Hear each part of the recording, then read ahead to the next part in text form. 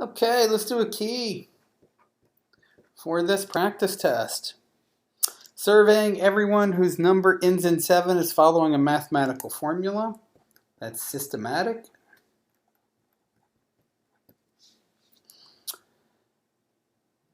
Using some random number generator, giving everybody a random number and using a random number generator to pick 50 of them is a simple random sample. SRS. Asking the first 50 people that walk by is a convenient sample. Probably a terrible sample too.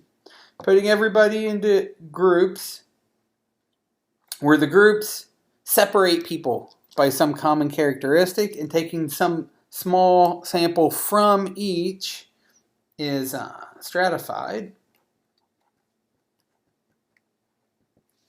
Putting in everyone in groups where every group looks like the entire population and then talking to every single person in a few groups is a cluster sample. So there are the answers.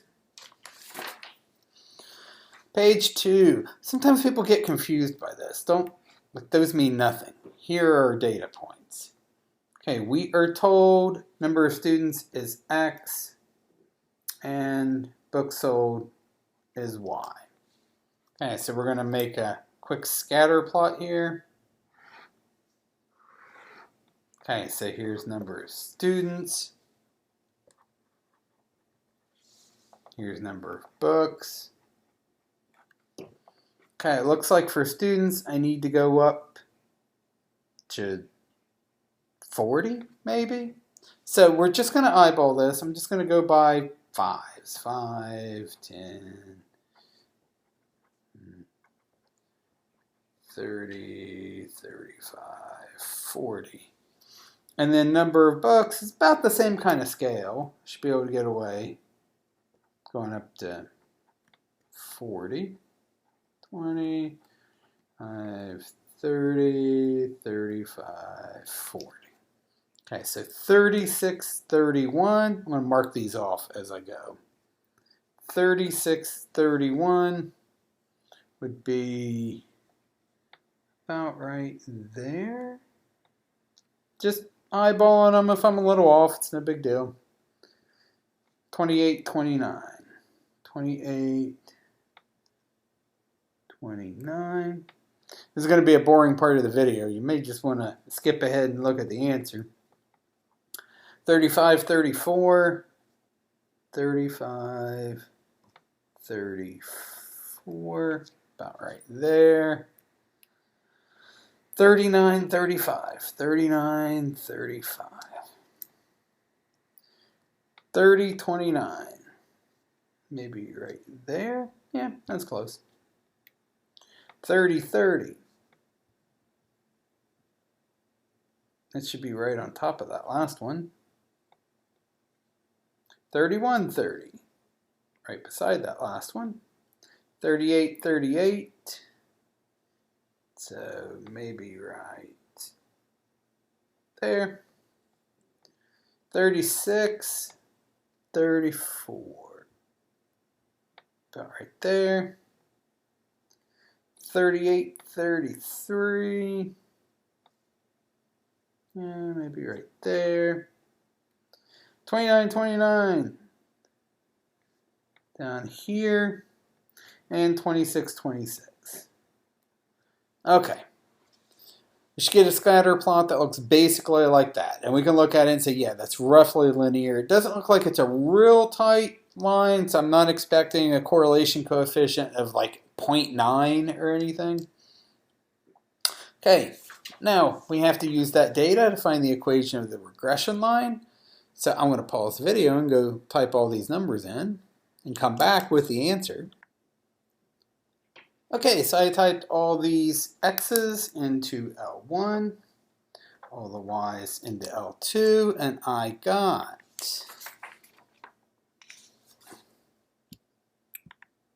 so let me click over, and we get y hat equals A is 9.3 and B is 0.67 times X, where we were already told X is our independent variable, our explanatory variable, and Y is our response variable. Okay, the y-intercept is 0, 9.3, so that means in a class with 0 students,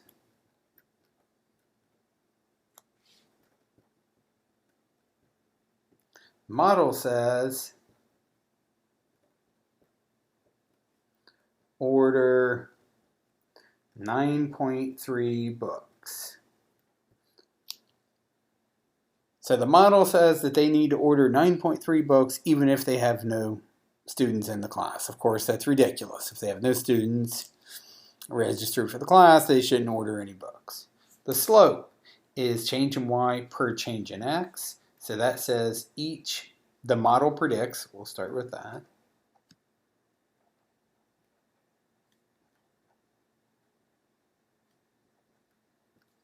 Then we'll need 0.67 additional books for each student.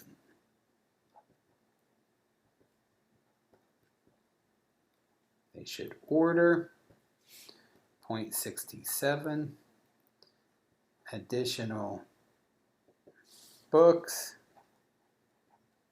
On top of the 9.3 they're already ordering with no students for each additional student.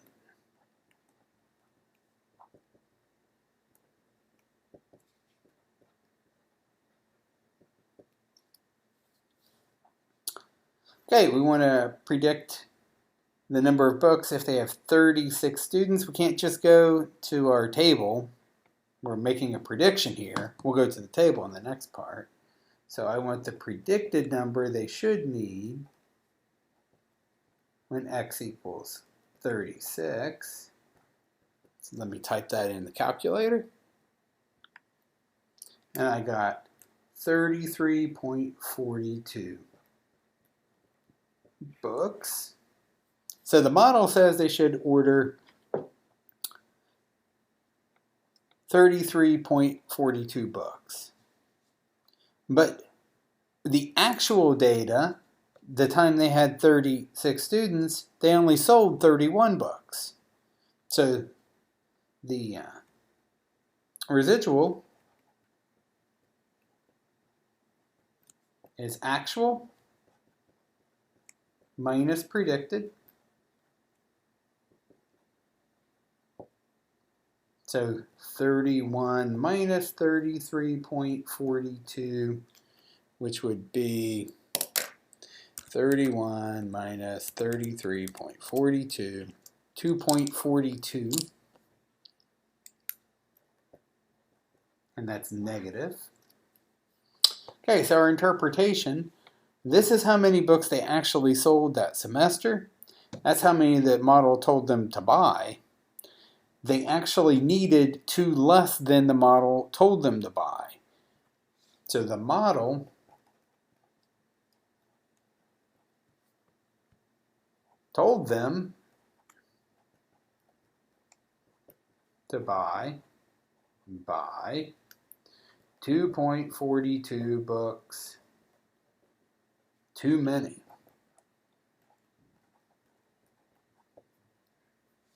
There are a lot of ways we could say that, but I think that's the easiest. The model told them to buy 33. They only needed 31. Correlation coefficients right on our screen.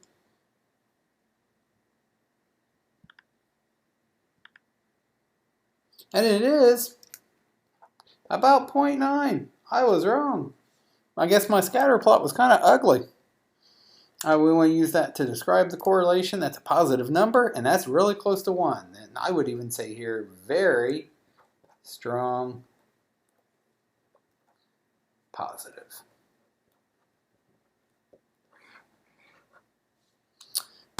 R squared, also right on our screen, is 0.81. R squared is 0.81. That means 81% of the variation in number of books sold is accounted for by the model.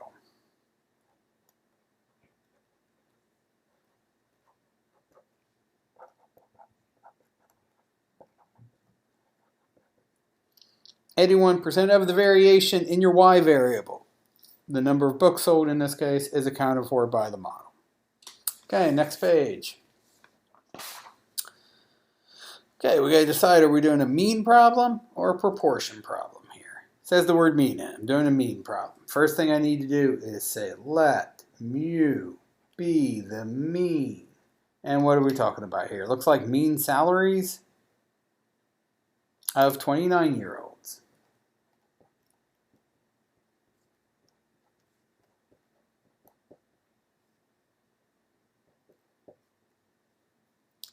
Okay, we know the population mean, mu, is 29,321. Sigma is 2120. Now we got a sample of 100. N equals 100. So my standard deviation of all my possible samples of that size, sigma divided by square root of n, will be 2120 over square root of 100, which is $212. Square root of 100 is 10. That one I can do in my head.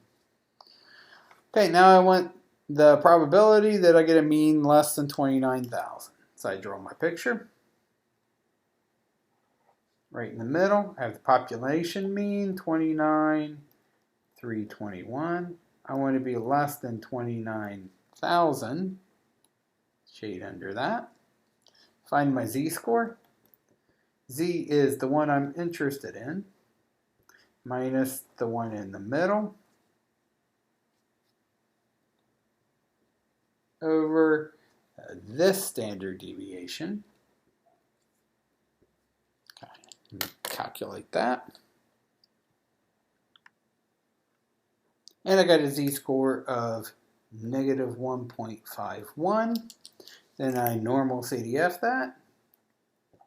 Negative 1.51. Oh, negative 99. One below that. Negative 1.51. All right, let's throw that in some normal. Throw that in normal CDF. And I got 0.066. So the probability is 6.6% probability. The mean of the sample, not the population mean, I know that, mean of the sample is less than $29,000. Better have that dollar sign there. Okay, this guy here. Oh, looks like 5% of something is happening. No mention of means or standard deviations. We got ourselves a proportion problem here. So my population and what we're calling success looks like we're talking about endeavors.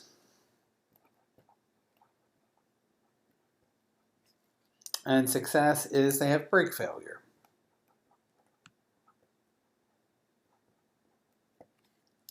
Okay, we have a population proportion of success of 5%, which gives me a failure. 95% of the cars fail to have brake failure. Don't get confused by the word failure here. 5% have brake failure. That's my success rate.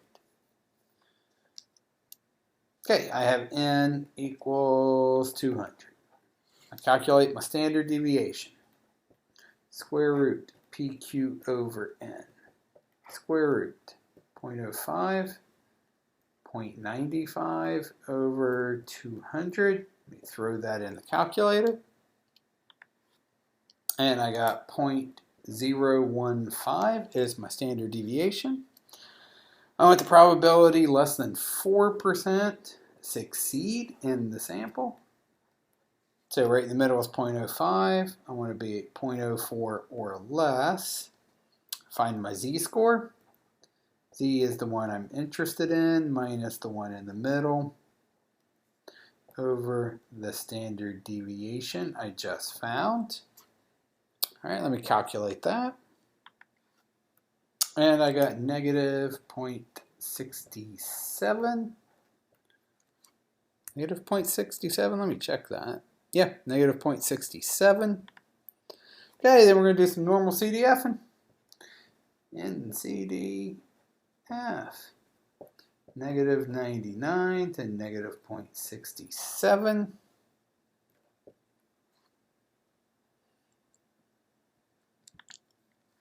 And I got 25%. There's a 25% chance that less than 4% of this sample experiences brake failure. Is 25% probability that less than 4% of, not all, but the ones at Lake Tahoe, this sample, percent of the sample have brake failure.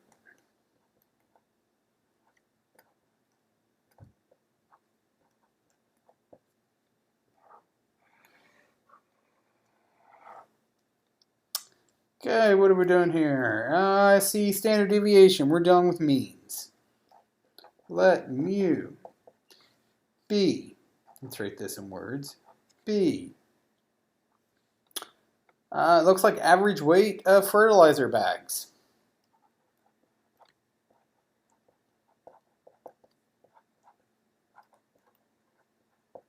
Our population mean, mu, is 10 pounds on average.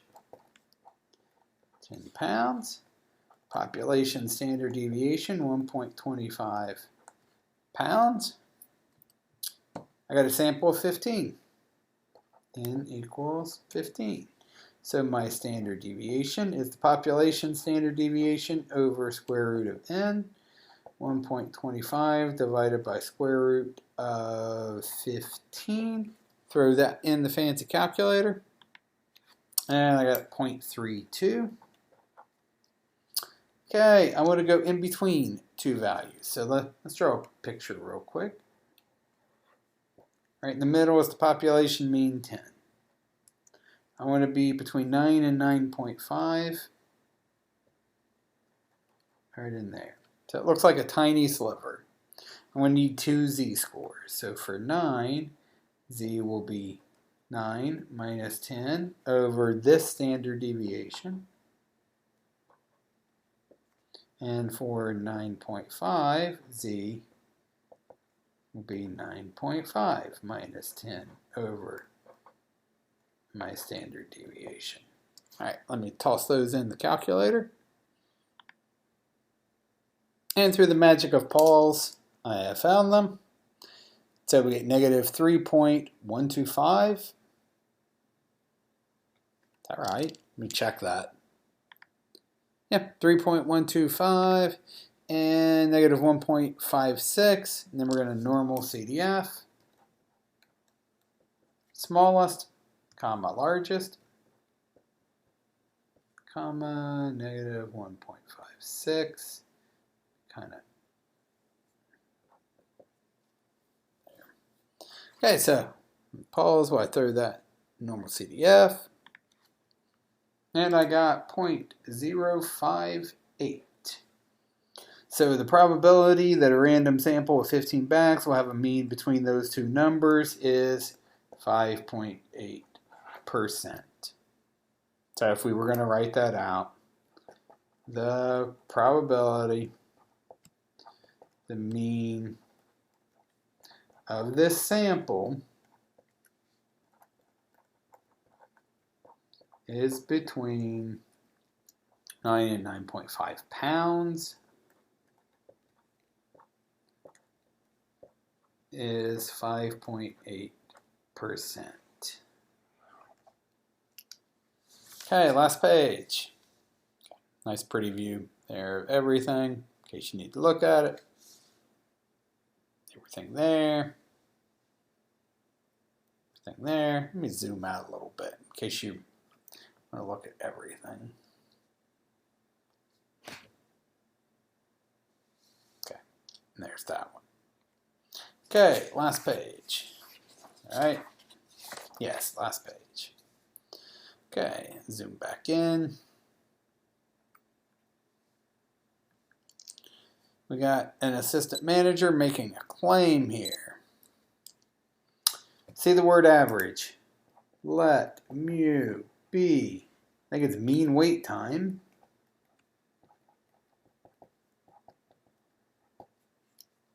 We claim mu is 5 minutes with a standard deviation of 1.4 minutes. We do a sample of size 36. We get something much bigger than what the assistant claimed. I don't think I trust that assistant. So our standard deviation is sigma over square root of n, 1.4 over square root of 36. Calculator time, and we get 0.23. Okay, we draw a picture. Oh, our population mean is supposed to be 5. I'm here at 6.1. I can't find the probability of hitting a number exactly, so I'm always going to shade the tail if they don't tell me more than or less than. Find my z-score. 6.1 minus 5 over the standard deviation I just found. Throw that in the calculator. And we get a z-score of 4.78. The manager's trial, his sample, was almost 5 standard deviations above the mean. That's almost unheard of. Throw this in normal CDF. 4.78 to infinity, and we get 8.8 times 10 to the negative 7th power, something that's almost impossible.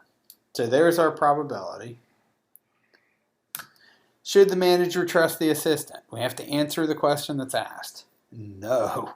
That's the probability that the manager's just got a weird sample. It's almost impossible. Meaning the assistant manager's been lying. No. Should not trust.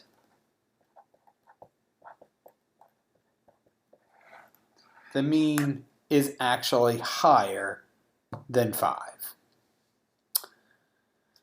Okay, here we're talking about a yes or no question. Do they own the gadget? That is a proportion problem. Our population, I think it's just success here, or it's just people here, right? Yep, people. Success is they own the gadget.